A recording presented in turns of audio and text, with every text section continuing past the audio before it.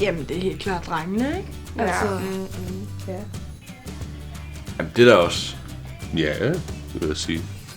Jamen, det er det.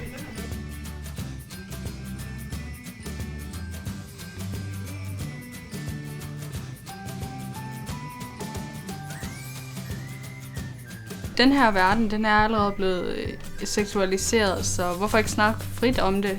Og unge, de lærer jo også om sex igennem pornoverdenen, og så har de jo noget til fælles, de kan snakke om. Fandme klamt. og det er fucking falskt. Ja.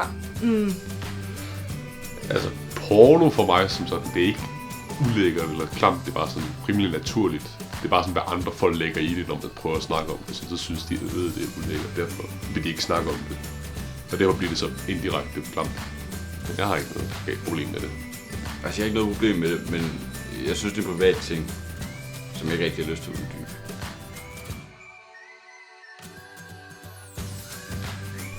Sex er følelsesladet og intimt og drevet lysten, hvorimod porno er fiktivt opstillet og bare et arbejde, der skal udføres.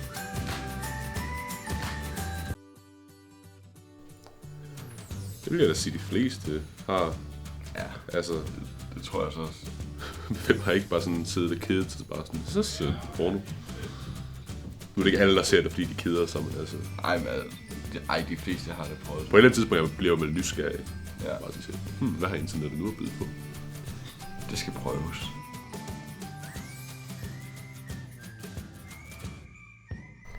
Man kan ikke råbe ud i samfundet, at alle skulle kunne snakke frit omkring sex og porno. Men man kan derimod fortælle de unge, at det er en naturlig ting at snakke om det. Og at de ikke behøver at blive dømt på deres holdninger og meninger om det.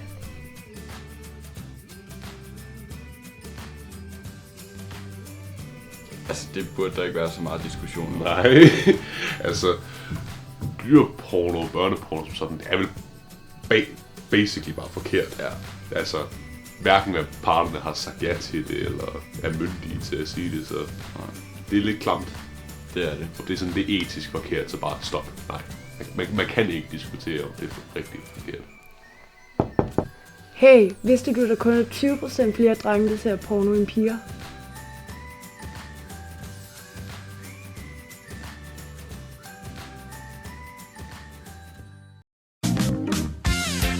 Tror ikke, jeg har prøvet det før.